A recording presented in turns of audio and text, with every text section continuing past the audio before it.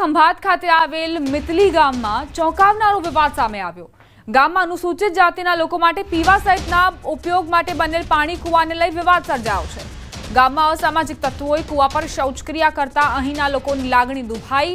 આ ઘટનાને લઈ નેતા જિગ્નેશ મેવાણીએ કલેક્ટર અને જિલ્લા પોલીસ વડાને પગલાં લેવા પત્ર પણ લખ્યો। ઘટના અંગે રિયાલિટી ચેક કરવા ન્યૂઝ 18 ગુજરાતીની ટીમ મિતલી ગામમાં પહોંચી। તે દરમિયાન અનુસૂચિત જાતિની મહિલાઓએ આક્ષેપ કર્યો કે અહીં લોકો આજે પણ આભડછેટ અને ભેદભાવ રાખે છે।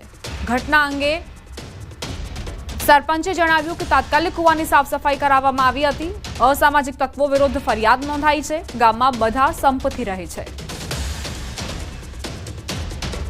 नहीं ऊपर चढ़वा देता ना हमारी पानी ना साटा लाख आफरसेट बो राख हमारे अमने एमना कुआ ना जवा दे आ कुओ तमारो आ कुआ अमर पोतानो ज छे ना साहेब एवो कोई पाई स्थानिक कोई आफरसेट के एवो कोई प्रश्न અહીં બન્યો નહીં અને ક્યારેય બન્યો નથી। અમે ભાઈચારાથી રહીએ છીએ અને કાયમ માટે અમે એક કુટુંબ તરીકે અત્યાર સુધી અમે નિભાવીએ છીએ।